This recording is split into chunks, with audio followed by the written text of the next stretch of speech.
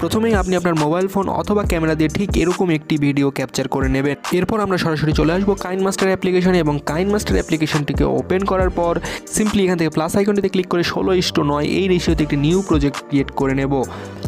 এরপর এখান থেকে মিডিয়া অপশনটিতে ক্লিক করে আমাদের ক্যাপচারকৃত সেই ভিডিওটি এখানে ইম্পোর্ট করে নেব। তো দেখতে পাচ্ছেন এই ভিডিওটা কিন্তু একদমই সিম্পলভাবে ইম্পোর্ট করা হয়েছে। তো এই ভিডিওর একদম শুরুতে চলে আসবেন এবং এখানে দেখবেন ঠিক এরকম একটি চারকোনা অপশন রয়েছে এবং এখানে জাস্ট ক্লিক করে এখানে দেখতে পাবেন capture and add as layer. এই অপশনটিতে জাস্ট সিম্পলভাবে ক্লিক করবেন এবং এটাকে জাস্ট টেনে আমাদের মূল ভিডিওটির সমান করে দেবেন। এরপর এখানে দেখতে পাবেন একটি বক্স আইকন রয়েছে। এই বক্স আইকনটিতে ক্লিক করার পরে পাশে যে ফুল স্ক্রিন মোডটা রয়েছে এটাতে একবার ট্যাপ করে দেবেন। তারপরে সিম্পলি এখান থেকে টিক মার্কে ক্লিক করে দেবেন। আপনারা জাস্ট এই লেয়ারটিকে ক্লিক করবেন এবং নিচের দিকে এখানে দেখতে পাবেন আলফা বা ওপাসিটি নামে একটি অপশন রয়েছে। সিম্পলি আপনারা এই আলফা বা ওপাসিটিতে ক্লিক করবেন এবং এটাকে জাস্ট কমিয়ে দিতে শুরু করবেন, 50-এ এনে থামাবেন। তারপর এখান থেকে টিক মার্কে ক্লিক করে দেবেন। ব্যাস, এবার আমাদের ভিডিওটি কিন্তু একদমই তৈরি হয়ে গিয়েছে। এবার এটাকে যদি আমরা প্লে করি তাহলে দেখতে পাবেন এটা হয়েছে ঠিক এইরকম।